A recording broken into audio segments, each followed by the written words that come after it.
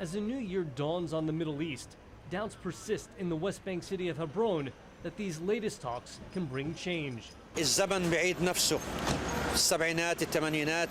History repeats itself. The last 40 years are all the same. The Americans come here only to protect their own and Israel's interests, not the Palestinian interests. There is also anger. Suspected Jewish extremists torched cars in a West Bank refugee camp Tuesday and left Hebrew graffiti warning U.S. Secretary of State John Kerry that blood would be spilled. Kerry is to meet with Israeli Prime Minister Benjamin Netanyahu in Jerusalem and Palestinian President Mahmoud Abbas in Ramallah, presenting them with a proposed framework for negotiations on the core issues separating the two sides.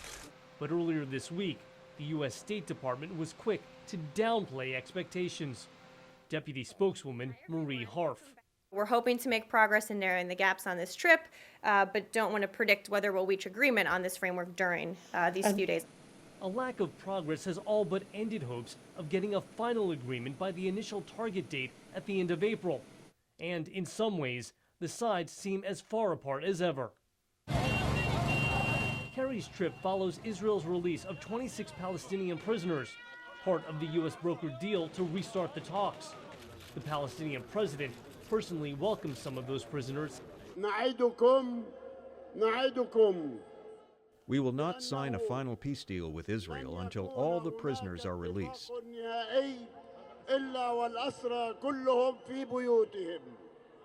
Israeli Prime Minister Benjamin Netanyahu bristled at the display for those he called murderers.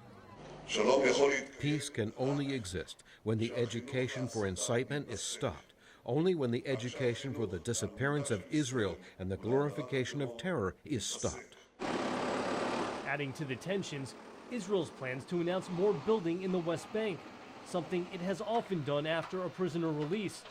Though Israeli media say this time, any announcement's been put on hold until after Kerry's visit. Seldin, VOA News.